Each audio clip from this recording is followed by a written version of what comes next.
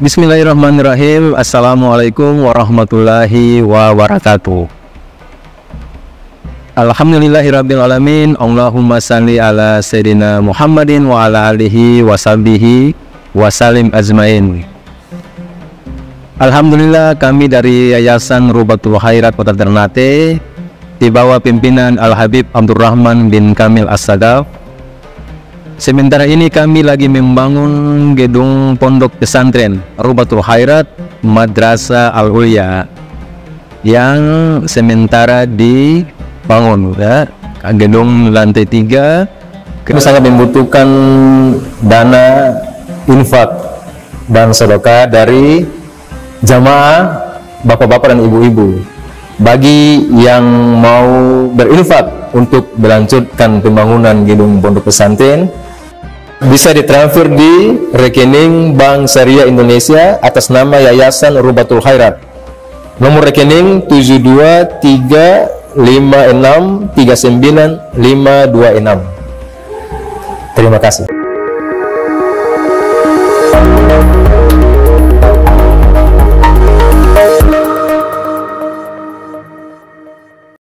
Melanjutkan pembahasan yang lalu berkaitan dengan aurat. Ada satu riwayat dinukilkan oleh Imam Ahmad bin Hanbal di dalam musnadnya. Beliau kelahiran tahun 164 Hijriah, wafat 241 Hijriah. Juga hadis ini diriwayatkan oleh Al-Imam Abu Dawud yang lahir tahun 202 Hijriah, wafat 275 Hijriah dalam sunannya dengan sanad yang hasan, sanadun hasanun. Nabi mengatakan dalam sabdanya, ma baina surrati wa rukbati auratun, di antara pusar dan lutut adalah aurat, kata Nabi. Berarti kalau pusar, dari mulai pusar ke bawah itu aurat semuanya. Kalau lutut, dari lutut ke atas. Makanya pertemuan lalu saya katakan pusar dan lutut bukan aurat, tapi batasan aurat. Akan tetapi ulama mengatakan melebihkan untuk menutup itu lebih baik sehingga aurat terjaga, ya. Paha aurat, baik laki-laki juga aurat. Ada satu orang Nabi katakan ketika pahanya kelihatan, dia seorang laki-laki, Rasulullah langsung bersabda, "Ghatti fakhidha fa innal fakhidha auratun." Tutup pahamu, karena sesungguhnya paha itu adalah aurat, kata Rasulullah.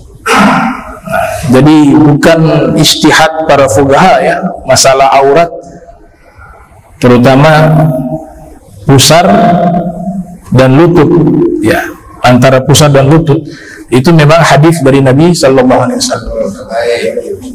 Kemudian pembahasan yang lalu saya bahas tentang masalah perzinahan, masalah zina. Memang hukum rejam ataupun hukum cambuk bagi pelaku zina itu syaratnya sangat ketat sekali, bahkan sangat sulit diterapkan hukum itu. Karena di surat An-Nisa itu ayat 15 harus ada 4 orang saksi yang menyaksikan itu, dan itu satu hal yang sangat sulit.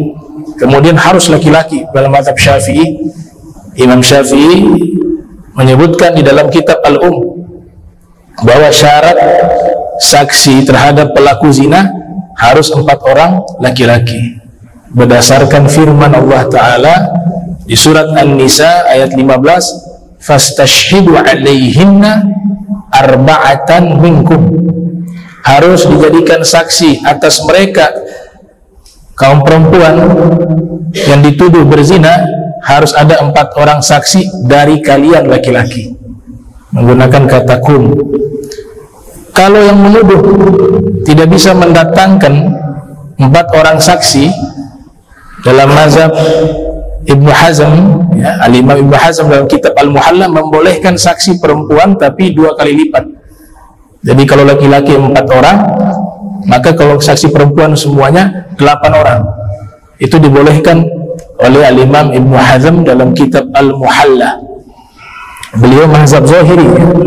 Mazhab Zahiri sudah tidak eksis di zaman kita. Dari surat An-Nur ayat 4, Allah Subhanahu wa taala berfirman, "Walladzina yarmuna al-muhsanati tsumma lam ya'tu bi arba'ati syuhada fajliduhum 80 jaldatan wa la taqbalu lahum syahadatan abada wa ulaika humul fasiqun." Yang artinya bagi mereka yang berani menuduh wanita-wanita yang baik berzina, kemudian tidak mampu mendatangkan 4 orang saksi, maka sanksi bagi mereka dicambuk sebanyak 80 kali.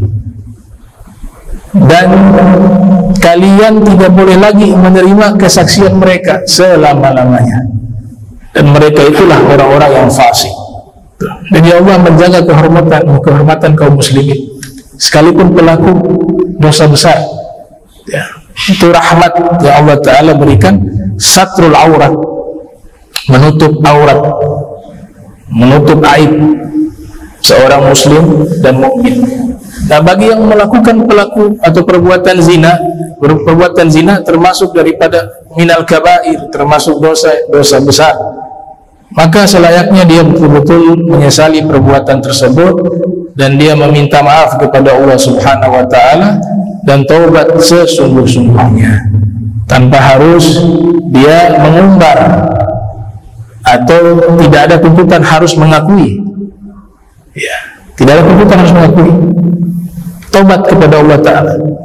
Tapi kalau dia ingin menegakkan hukum Allah, kalau kita berbicara konteks hukum Islam, maka konsekuensinya kalau dia sudah menikah kemudian berzina, hukumnya rejam. Kalau belum menikah kemudian berzina, maka hukumnya dicambuk 100 kali. Berdasarkan firman Allah Ta'ala di surat An-Nur ayat 2, Az-zaniyatu waz-zani fajlidu kulla wahidin minhuma mi'ata jaldah. Bagi penzina perempuan dan penzina laki-laki, maka cambuklah mereka masing-masing sebanyak 100 kali. Kalau rejam nggak ada dalam Al-Quran, hukum rejam nggak ada satu ayat yang menerangkan di dalam Al-Quran adanya cambuk bagi pelaku zina. Sayyidina Umar bin Khattab radhiyallahu ta'ala anhu arbah, beliau pernah mengatakan dulu pernah ada ayat tentang rejam, tapi sudah dihapus.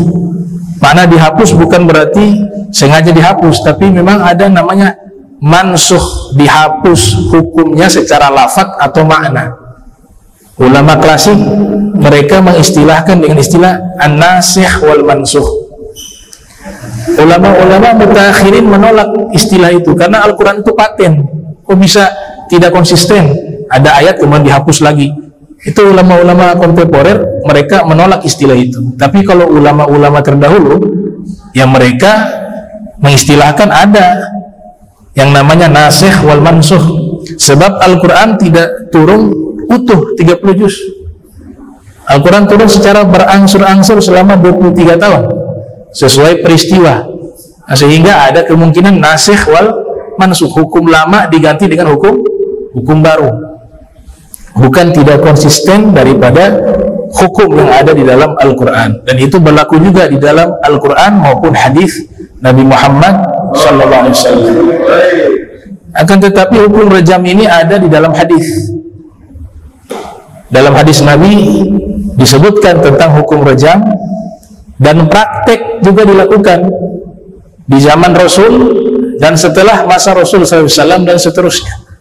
Itu misalnya dalam hadis riwayat Al-Imam Bukhari, ya, dari sahabat Abdullah bin Mas'ud, Nabi bersabda, la yahillu damu mri'in muslimin yashhadu an la ilaha illallah wa anni rasulullah illa bi ihda thalath. Tidak halal darah seorang muslim ditumpahkan kecuali salah satu dari 3 perkara.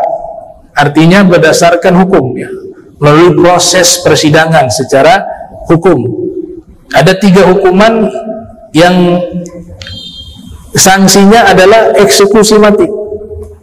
3 hukuman. Berarti 3 ini pelanggaran berat. Nabi katakan yang pertama an-nafsu bin-nafs, jiwa dengan jiwa.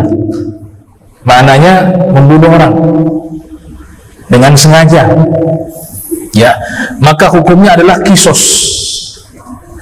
Kisos adalah hukum mati, eksekusi.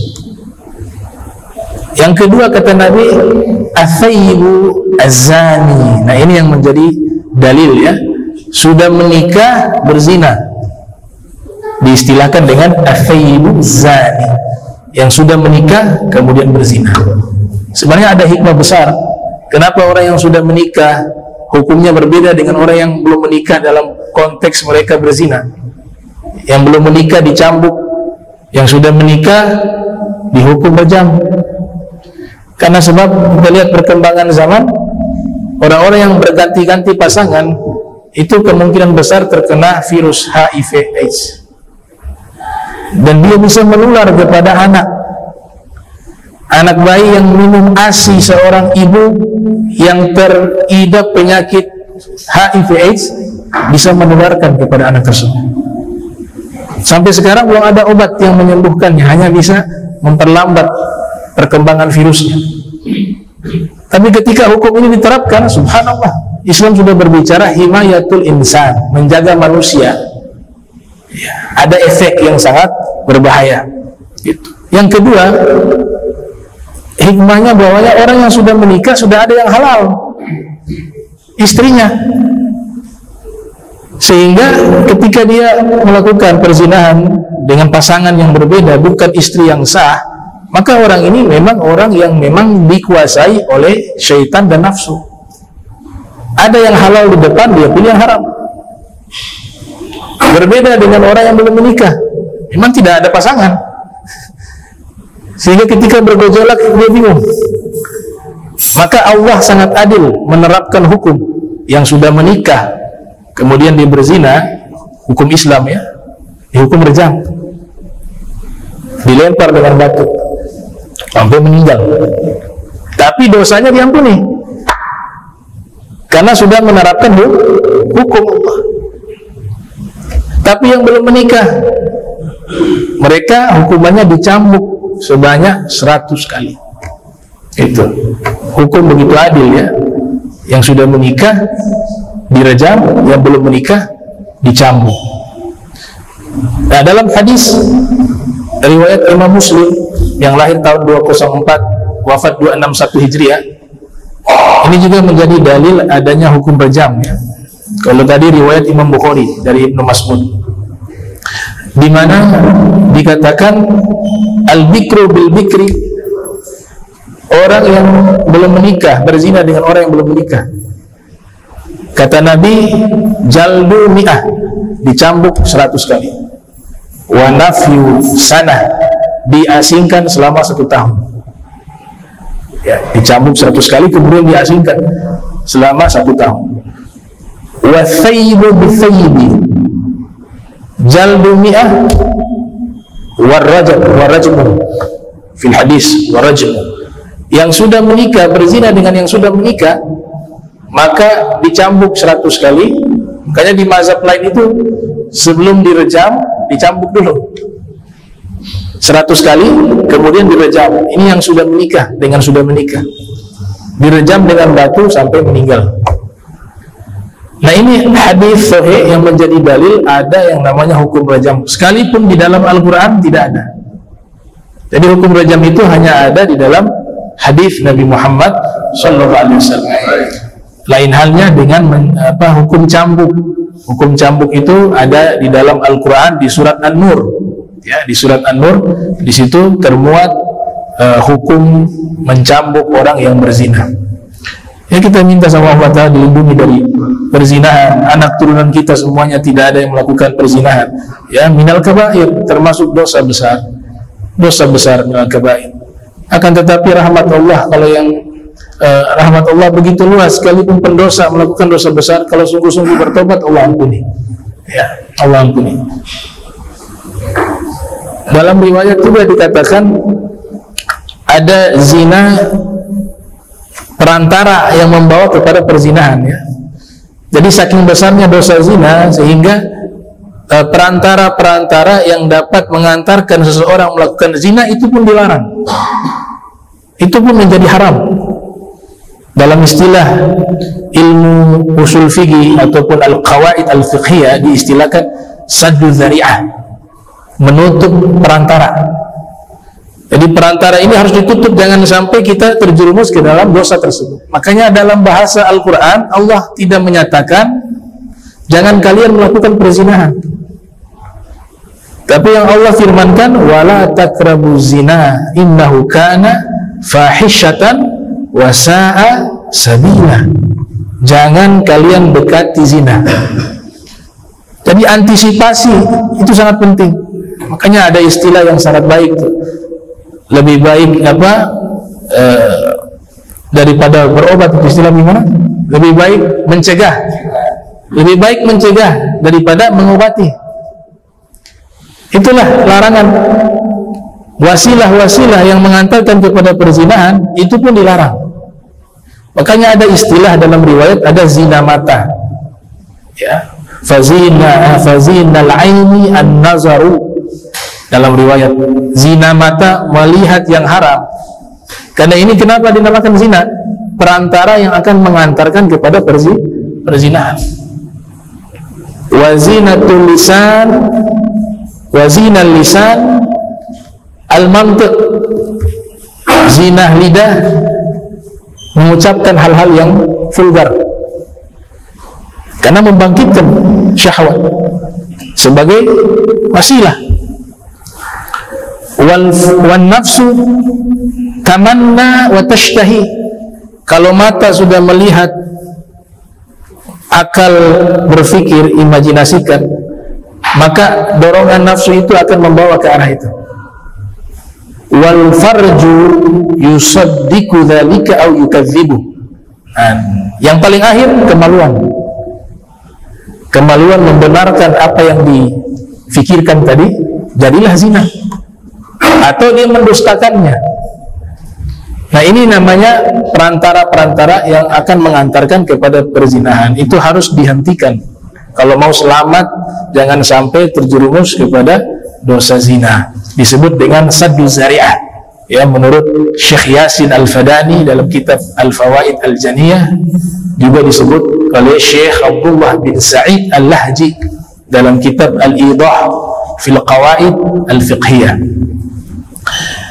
Dan orang yang melakukan perzinahan yurithul fadra, mewarisi kefakiran. Fakir secara ekonomi, fakir secara moral, fakir secara akhlak, fakir secara keimanan, semuanya menjadi menurun, krisis. Sebab perbuatan ini perbuatan yang termasuk dosa-dosa besar. Antum bisa bayangkan tadi hadis Nabi persamakan hukumnya itu seperti dosa membunuh. Yang sudah menikah itu kan hukumnya rejam. Dalam hadis Nabi katakan rejam itu sampai meninggal. Sama seperti membunuh orang, hukumnya kisos sampai meninggal. Dan yang ketiga tadi saya lupa jelaskan, yang bisa dihukumi untuk hukum mati adalah orang yang murtad kemudian memang menyerang Islam. At-tariku li dinihi al-mufariqu lil jamaah, kata Nabi, yaitu dia meninggalkan agama Islam, keluar dari agama Islam untuk berpisah dengan jamaah kaum muslimin dengan tujuan yang tidak baik kepada umat Islam. Nah, itu juga dalam hukum Islam dihukum mati, tapi melalui proses pengadilan. Hukum ini dilarang diterapkan secara personal, tapi dia diserahkan dengan proses pengadilan, maka hukum ini diterapkan. Jadi disamakan hukum zina bagi orang yang sudah menikah dengan membunuh orang, dengan orang murtad. Artinya status hukumnya sama. Artinya ini adalah minal kabair, termasuk dosa-dosa besar. Ya, dosa-dosa besar. Ada 2 kitab pernah kami baca. Yang satu judulnya Az-Zawazir an Iktirafil Kabair, karya Imam Ibn Hajar Al-Haytami, yang lahir tahun 909 Hijriah, wafat 974 Hijriah. Yang satunya kitab karya Imam Zahabi, judulnya Al-Kabair, artinya dosa-dosa besar. Ditulis oleh Imam Az-Zahabi yang lahir 673 Hijriah, wafat 748 Hijriah. Kedua ulama besar ini memasukkan dosa zina itu berurutan dengan syirik, dengan ilmu sihir, dengan membunuh orang. Itu termasuk dosa-dosa besar. Nah, zina masuk ke situ. Dosa zina masuk ke situ. Makanya sahabat-sahabat terdahulu, mereka itu sangat berhati-hati dengan hal tersebut. Sampai kalau ada yang memang melakukan itu mereka langsung mengakui kepada Nabi Muhammad SAW. Ya, mengakui. Karena kalau tidak diterapkan hukum itu bagi mereka, ini akan jadi masalah di akhirat. Lebih baik diterapkan hukum tersebut ketika mereka masih hidup di dunia. Dan ada jaminan kalau sudah menerapkan hukum tersebut, rejam atau cambuk bagi yang belum menikah, dengan syarat dia menyesali perbuatan itu, kemudian dia ingin melaksanakan hukum yang sudah ditentukan oleh Allah, dia punya dosa itu berubah jadi pahala, dan dia meninggal saat itu husnul khotimah, kalau berani menerapkan hukum ini. Nah, sebab itulah di zaman Nabi kita Muhammad SAW ada satu ulama namanya Syekh Ibnu Khalid Al-Juhani, ya. Beliau menulis kitab kumpulan 2 kitab sahih, namanya kitab Sahihain. Ada 2 orang Arabiyun mendatangi Nabi Muhammad SAW. Jadi Arabiyun ini, kalau istilah Arabiyun, orang Arab yang tinggal jauh dari peradaban. Mereka hidupnya di gurun pasir, di bukit-bukit yang jauh dari pemukiman masyarakat, disebut dengan Arabiyun.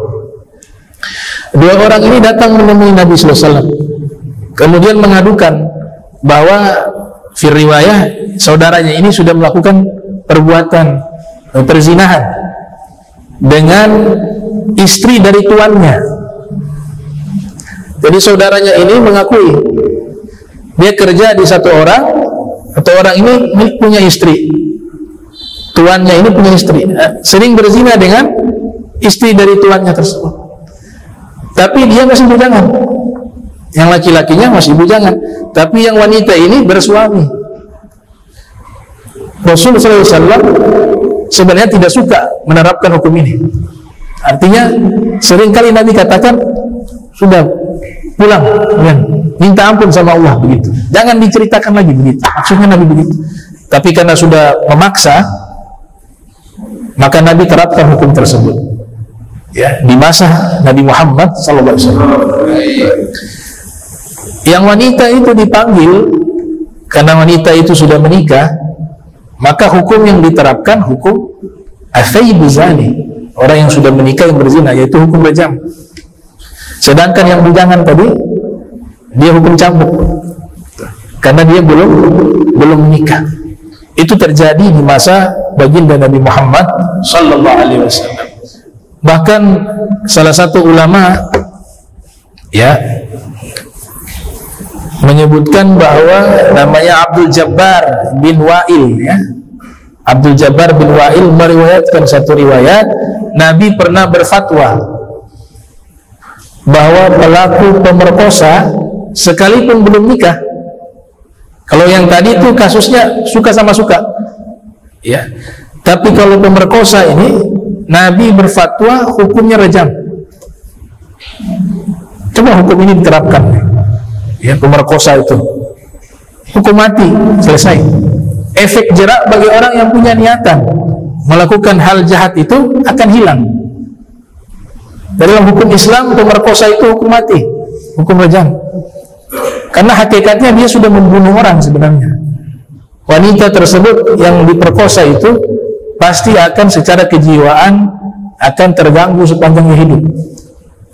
Artinya dia membunuh orang ini secara pelan-pelan, membunuh wanita ini secara pelan-pelan. Maka hukum yang layak adalah rajam. Ya. Jadi Islam bukan mengajarkan satu sistem hukum yang ekstrim, tidak. Justru efek jerak itu yang dilihat. Ingin menjaga keamanan umat manusia secara keseluruhan, sekalipun dia orang kafir ini dijaga dalam hukum Islam. Nabi katakan siapa yang membunuh orang kafir yang tidak mengganggu umat Islam, lam yarih raihatal jannah, dia tidak akan mencium bau surga. Bau surga tidak dicium, apalagi dimasuki. Jadi hukum ini berlaku secara merata. Ya, walaupun di sana sini ada khilaf, tapi substansinya sama, menjaga hak wanita. Yang memerkosa dalam hukum Islam dihukum mati, hukum rajam. Itu Syekh Abdul Jabbar atau Abdul Jabbar bin Wa'il meriwayatkan dari Nabi kita Muhammad sallallahu alaihi wasallam. Dalam sejarah tercatat orang pertama yang dihukumi rajam, ya, dan di masa Rasul sallallahu alaihi wasallam. Beliau bernama Ma'is bin Malik. Kisah beliau diriwayatkan panjang lebar oleh Imam Muslim di dalam Sahihnya, kemudian diriwayatkan oleh Imam Abu Daud di dalam Sunannya. Jadi Ma'is bin Malik ini datang menemui Nabi sallallahu alaihi wasallam. Pada waktu itu Nabi bersama beberapa orang sahabat. Kemudian dia mengatakan, wahai Rasul, tahhirni, wahai Rasulullah, sucikan saya. Nabi katakan, sudah kamu pulang ke rumah, minta ampun kepada Allah. Artinya sudah, gak usah diceritakan, sudah pulang. Tapi dia mendesak Nabi. Yang kedua kalinya dia katakan, ya Rasulullah, tahhirni, wahai Rasulullah, sucikan saya. Nabi katakan dengan jawaban yang sama, pulang ke rumah, kamu tobat kepada Allah. Sampai diulang-ulang 4 kali. Karena sudah diulang-ulang 4 kali, beliau mendesak. Ya, para sahabat itu sebenarnya di satu sisi beliau disebut sahabat, walaupun melakukan perbuatan zina. Ya. Kalau dalam perspektif ahli sunnah wal jamaah, yang namanya sahabat itu adalah orang yang beriman kepada Nabi, kemudian dia melihat Nabi, bertemu Nabi, dan wafat dalam keadaan Islam, bukan orang yang terbebas dari dosa. Di sahabat juga ada yang punya dosa-dosa, karena bukan anbiya, bukan rasul. Kalau para nabi, para rasul tidak punya dosa. Tapi poin pentingnya meninggalnya dalam keadaan baik, sudah tobat. Nauzubillah min zalik, lagi zina kemudian meninggal. Nah ini bukan sahabat. Kenapa? Karena meninggalnya su'ul khotimah, dalam keadaan tidak baik. Tapi Ma'is bin Malik masih disebut sahabat karena bertobat sebelum meninggal dunia. Kita kan manusia, semua punya dosa. Siapa sih sini yang punya dosa? Semuanya punya dosa. Illa anbiya, kecuali para nabi, para rasul. Memang ada level para aulia yang mereka menjaga diri dalam beberapa managib, mereka menjaga diri tidak punya dosa. Tapi tetap adabnya disebut orang yang mahfuz, punya kesalahan sedikit segera bertobat. Para aulia sholihin. Imam Haddad pernah mengatakan, saya tidak pernah ada keinginan melakukan hal yang makruh, apalagi yang haram. Ya. Jadi beberapa aulia memang levelnya mereka mampu menjaga diri dari perbuatan dosa, tapi adabnya kepada para nabi yang ma'asum, mereka punya kesalahan sedikit tapi segera bertobat. Dan dosanya bukan dosa-dosa besar, dosa-dosa yang shagair dalam perspektif para ulama. Karena mendesak terus Ma'is bin Malik, wahai Rasul, tahhirni, sucikan saya. Nabi katakan kepada sahabat, ini dia masih waras. Artinya Nabi cari alasan, mungkin dia lagi stres, sehingga hukum rajam tadi tidak diterapkan, sebab beliau sudah menikah. Kata Nabi, dia waras. Sahabat mengatakan, waras ya Rasul. Kemudian Nabi tanya lagi, dia lagi mabuk? Tidak, wahai Nabi. Dicium mulutnya, masih sadar. Dosa apa yang kamu lakukan sehingga kamu mendesak saya? Yang mengatakan zina, wahai Rasul. Dosa zina. Kamu mungkin lagi tidak sehat, bicaranya ngawur, atau mungkin kamu lagi sakit, atau lagi mabuk. Tidak, wahai Rasul, saya sadar. Saya ingin diterapkan hukum rajam. Jadi beliau yang meminta untuk diterapkan hukum rajam. Ya.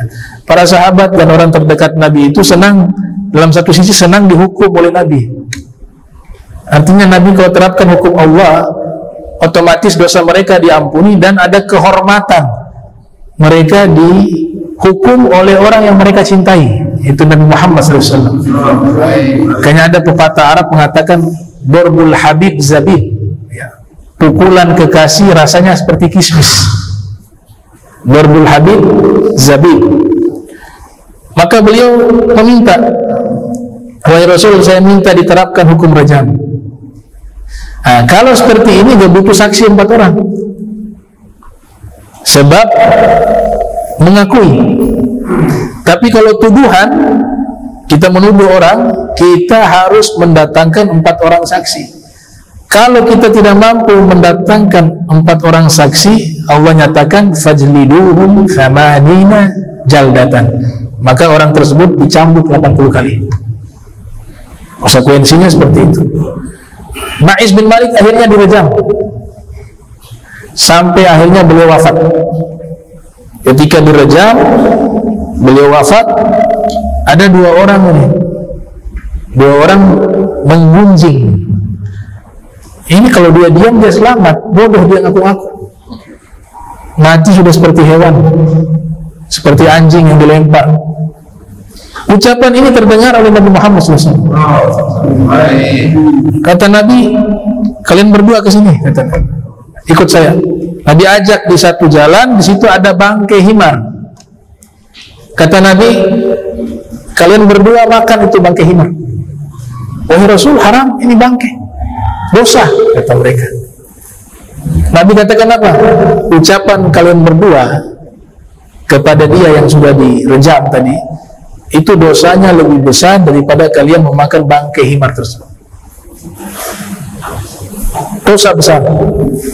Ketahuilah bahwasanya dosa dia sudah diampuni oleh Allah, karena dia mampu menerapkan hukum Allah dan berani mengakui kesalahannya. Dia menyesal hingga ingin dieksekusi dengan cara direjam. Kata Nabi, ketahuilah saat ini dia sedang mandi di sungai surga, kata Muhammad SAW. Makanya kita gak boleh menganggap atau memandang pelaku dosa itu dengan pandangan ihtiqar, pandangan menghinakan. Itu dilarang. Tapi pandanglah mereka dengan pandangan kasih sayang. Itu kata Abu Hasan Sazili. Ya. Kami memandang orang-orang bermaksiat dengan pandangan kasih sayang. Kami tidak berani memandang mereka dengan pandangan menghinakan mereka, karena kita tidak tahu akhir dari hidup mereka. Apakah mereka meninggal bertobat? Nah, itu dilatih tazkiyatun nafs wal qalb, pembersihan jiwa dan hati, yang dididik oleh para sufi Al-Imam Abu Hasan Sazili, yang tentu ilmu ini bersambung kepada Nabi Muhammad SAW. Nabi katakan dia sudah mandi di sungai surga. Kasus yang sama dalam sejarah hidupnya Nabi, hanya 2 orang yang pernah mengakui melakukan zina dan dieksekusi, dirajam. Yang satu tadi Ma'iz bin Malik namanya. Ma'iz bin Malik ini disepakati oleh Al-Imam Ibnu Sa'ad dalam kitab At-Tabaqatul Kubra yang wafat tahun 230 Hijriah. Juga dinyatakan oleh Ibnu Abdul Bar dalam kitab Al-Isti'ab, dan juga Imam Ibnu Zawzi Al-Baghdadi yang lahir 510 Hijriah, wafat 597 Hijriah, dalam kitabnya Talqihu Fuhum Ahli Al-Athar. Jadi ketiga ulama ini sepakat bahwa awwalu marjum fil zina fil Islam. Orang pertama yang dihukumi rejam karena perbuatan zina adalah Ma'iz bin Malik. Orang pertama yang direjam dalam sejarah Islam. Kasus kedua, wanita, seorang wanita mengaku kepada Nabi sudah berzina. Sama Nabi katakan sudah pulang. Begitu. Sayyidina Umar sampai memerintahkan jangan bicara, pulang. Kemudian dia memaksa. Nabi bilang mungkin hanya sentuhan saja atau ciuman. Tidak, ya Rasul, saya hamil. Nah, selesai. Saya hamil, Rasul. Ini luar nikah. Saya minta dihukum, hukum rejam. Ini memaksa kepada Nabi. Artinya Nabi berikan cara, ada dua. Kalau mau menerapkan silakan, tidak mau menerapkan tapi bertobat. Ada dua cara itu yang Nabi ajarkan. Makanya Nabi katakan pulang itu artinya nggak perlu diterapkan hukum rejam. Kamu bertobat kepada Allah dengan sebenar-benarnya menyesali perbuatan tersebut. Tapi memilih yang kedua jauh lebih aman sebenarnya, karena jaminan bahwa diampuni oleh Allah. Walaupun yang pertama juga orang bertobat, dosa sebesar apapun tetap Allah akan mengampuni. Inna rahmati wasi'at kulla syai'in. Rahmatku meliputi segala sesuatu. Inna rahmati sabagat ghadabi. Rahmatku mengalahkan kemurkaanku. Itu pernyataan dari Allah Ta'ala. Rahmat saya mengalahkan kemurkaan saya. Tapi karena memaksa untuk diterapkan hukum rejam, Nabi mengiyakan. Tapi karena dia hamil, kan tidak mungkin rejam dalam keadaan hamil. Ya, janin tidak bersalah, anak tidak bersalah. Maka Nabi katakan, kamu melahirkan dulu. Selesai melahirkan, kasih ASI itu anak selama 2 tahun. Lihat, Nabi memperhatikan bagaimana hak seorang anak yang tidak berdosa. Ya, kamu melahirkan dulu, setelah itu wa fisalu fi amain dalam Al-Quran, menyusui selama 2 tahun. Setelah itu kamu ketemu saya, baru kita laksanakan hukum Allah.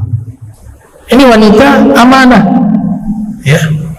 Setelah melahirkan, waktu berlalu 2 tahun memberikan ASI kepada anak tersebut, dia kembali menemui Nabi Muhammad SAW.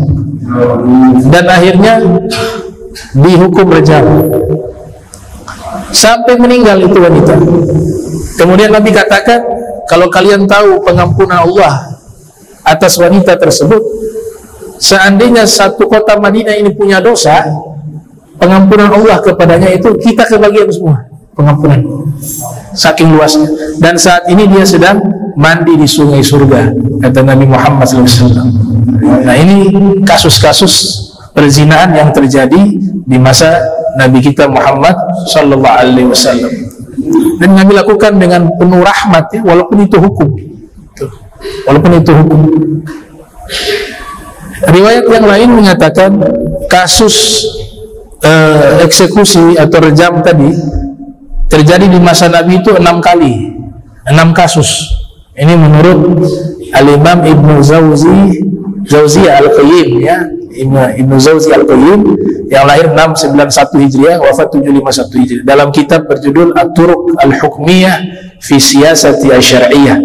Jadi 6 kali kasus tersebut perzinahan itu terjadi di zaman Nabi Muhammad SAW.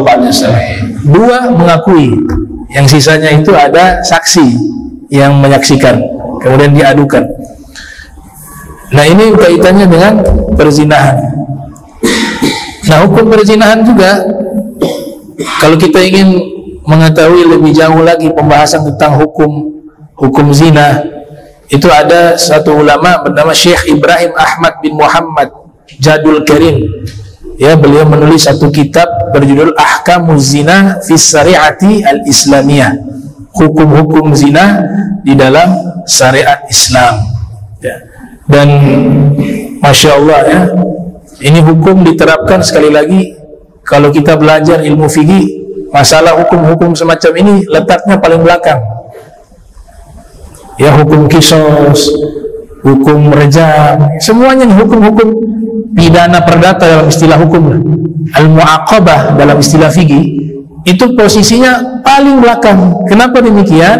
Syekh Abdul Razak Son'ani menjawab, karena tujuan agama Islam bukan itu, bukan bunuh orang, bukan lempar orang dengan batu, bukan memotong tangan orang. Itu bukan tujuan hukum Islam.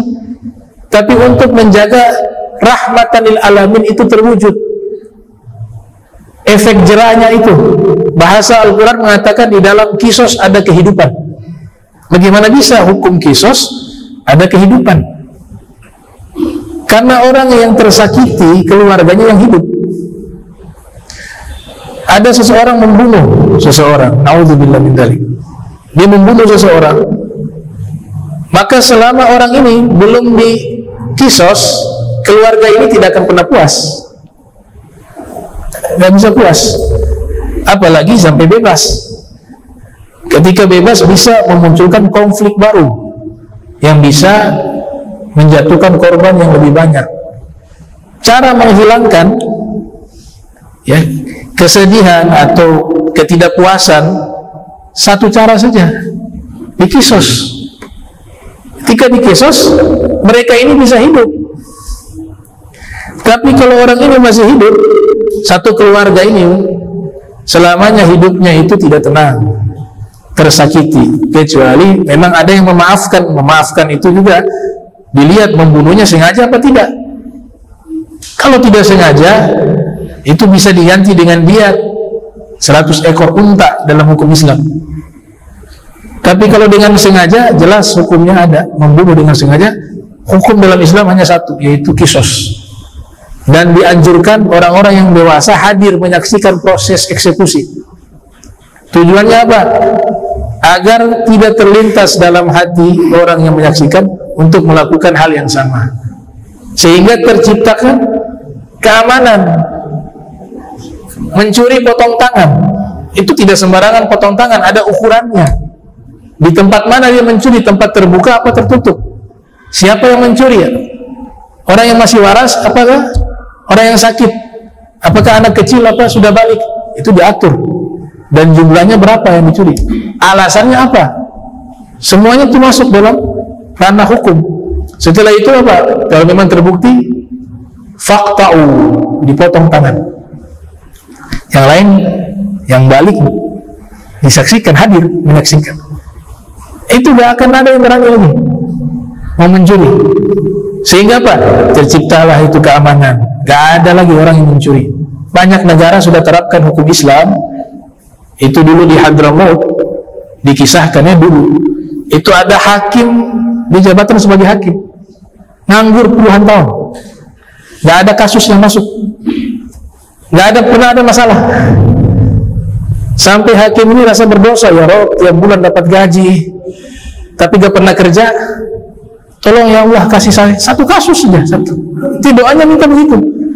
Saking aman itu negeri, gak ada pencuri, gak ada pembunuhan, gak ada sengketa, aman semuanya karena sudah diamankan dengan hukum Islam.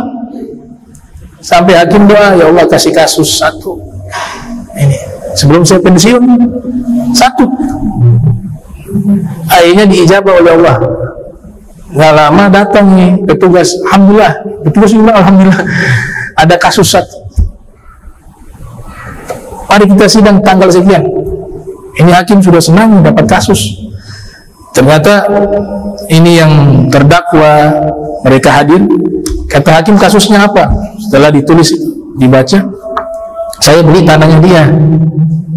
Ya, ternyata waktu saya beli tanahnya dia, saya mau bangun rumah, saya gali, dapat ada satu peti isinya emas. Maka saya mengembalikan emas ini kepada pemilik tanah, karena saya beli tanah saja, bukan emas. Nah, sedangkan yang punya tanah mengatakan, enggak, kamu beli tanah terus dengan isi-isinya semua sudah. Dia tidak mau terima, saya memaksa harus menerima. Kita hakim, ya Allah, kasus kok begini amat ya. Maksudnya kasusnya juga kebaikan, bukan kasus kejahatan. Jadi gara-gara itu, iya, saya kan beli tanah, tahu-tahu saya gali dapat peti isinya emas. Itu bukan haknya saya hanya beli tanah. Saya kembalikan kepada pemilik tanah. Dia bilang, enggak, itu kamu beli tanah itu sekaligus dengan itu juga emas dan apa yang ada di bawahnya. Ini juga saya tidak tahu, bukan milik saya, kata pemilik tanah. Hanya mereka bertengkar itu. Dibawalah ke pengadilan. Udah, hakim bilang begini dah solusinya. Punya anak tidak? Ya. Punya anak laki-laki kamu, ya. Yang ini anak perempuan. Nah, kalian nikahkan, kalian punya anak, uang itu kasih ke mereka. Selesai. Nah itu, kenapa menerapkan hukum Allah? Hukum Allah gak perlu direvisi. Hukum manusia ada revisi, perbaikan. Ya karena nggak bisa. Ya, hukum Allah itu yang paling terbaik lah. Yang menciptakan kita Allah, yang tahu yang terbaik untuk kita Allah. Semuanya itu. Jadi bukan dibawa ke masalah khilafah atau kita bicara hukum Islam. Alhamdulillah di Indonesia sudah bertahap hukum Islam ya. Kita gak boleh mengatakan Indonesia ini tidak menerapkan hukum Islam, salah juga. Ada urusan haji aman-aman, ada pengadilan mengurus tentang pernikahan, talak, waris, ada semua. Artinya sudah diterapkan hukum Islam, walaupun memang belum secara komprehensif 100%. Misalnya mencuri, ini korupsi, gak akan bakal hilang. Caranya satu, potong tangan. Masih curi lagi, sebelah lagi dipotong. Ini penyakit. Dia gak kenal siapa orangnya. Orang kalau sudah asik ngambil, jadi kebiasaan. Sesuatu yang salah yang dibiasakan menjadi halal, bahkan menjadi sunnah ya. Sunnah mencuri, ayo berjamaah kita ambil rame-rame. Satu cara saja, hukum Islam. Potong tangan, tidak main-main nih. Tangan dipotong, masih mencuri lagi dipotong lagi sebelahnya, dan seterusnya sampai kaki, masih mencuri lagi kaki yang dipotong. Efek jerak yang mau bunuh orang itu di beberapa negara menerapkan hukum Islam, senjata dijual bebas di pasar itu. Warga sipil boleh beli senjata, tapi kriminal kasus membunuh orang minim sekali. Kenapa? Karena mereka tahu ini kalau saya bunuh dia nggak pakai lama, 7 hari berikut kisos. Nggak ada persidangan terlalu lama sampai 1 tahun 2 tahun, ngasih makan, biaya anggaran habis ngasih makan orang. Kalau satu Indonesia ada berapa juta, ada berapa ratus ribu orang pelanggaran itu ditanggung oleh negara, kelamaan. Di satu hukum sudah ada bukti yang jelas, asal buktinya betul-betul jelas, 7 hari eksekusi. Semua hadir tuh, disaksikan itu. Ya, ada caranya dipenggal dengan pedang dan seterusnya. Akhirnya mereka sekalipun punya senjata, kalau berkelahi gak berani. Palingan hanya kalau orang ternyata Mbak Veto, ya, pegang gak berani. Senjata itu gak digunakan. Itu. Karena apa? Karena hukum kisos. Nah ini kaitannya dengan hukum Islam. Ini kalau salah paham dibilang ekstrim biasanya. Jadi ini radikal. Yang bunuh orang itu radikal tidak? Ini yang bunuh orang dia radikal, dia bunuh orang. Yang mencuri itu radikal. Yang memerkosa itu radikal. Cara mematikan radikal dengan hukum semacam ini. Antum cari hukum lain tidak akan bisa, akan revisi, gak habis-habis. Jadi Islam menawarkan hukum yang memberikan solusi untuk tujuan memberikan keamanan bagi seluruh manusia agar hidup tenang, sejahtera, makmur, aman, ya, penuh dengan cinta kasih sayang. Jadi memunculkan cinta tidak harus dengan cara yang disebut apa? Cara yang melanggar hak asasi manusia. Kita selalu mengatakan melanggar hak asasi manusia ketika mengeksekusi orang dengan hukum mati. Maka pertanyaan yang sama, apakah dia juga memiliki hak asasi manusia ketika membunuh orang lain, mencuri barang milik orang lain, memperkosa kaum wanita? Hak asasi manusianya tidak ada juga. Maka hak asasi manusia yang sudah hilang diterapkan dengan hukum yang tidak melanggar juga hak asasi manusia. Dengan cara apa? Menghilangkan mereka agar efek jerak. Jadi yang dilihat hukum Islam itu efek jeraknya, bukan hukumannya. Satu orang yang jahat terbunuh, efek jeraknya bisa 10.000 orang, bisa 20.000 orang. Satu hukum Islam yang diterapkan pengaruhnya bisa jutaan manusia. Ada 1 juta manusia punya niat tidak baik, ingin mencuri, tapi dengan satu hukum aja diterapkan, kita menyelamatkan 1 juta orang manusia yang punya niat tidak baik. Itu dijelaskan oleh Syekh Ali As-Sabuni dalam kitab Tafsir Rawahil Bayan. Insyaallah pertemuan berikut kita lanjutkan lagi pembahasan tentang masalah syarat-syarat solat. Mudah-mudahan diberikan istiqomah, sehat walafiat. Allahumma jama'a hadza marhuma wa tafarraqan bi tafarruqan ma'zuma wa la tajal minna wa la minna syakil mahruma. Subhanaka bihamdika asyhadu an la ilaha illa anta astaghfiruka wa atubu ilaik. Wa sallallahu alaihi wa Muhammadin wa ala alihi wa sahbihi wa barik wa sallam wa minkum. Wassalamu alaikum warahmatullahi wabarakatuh.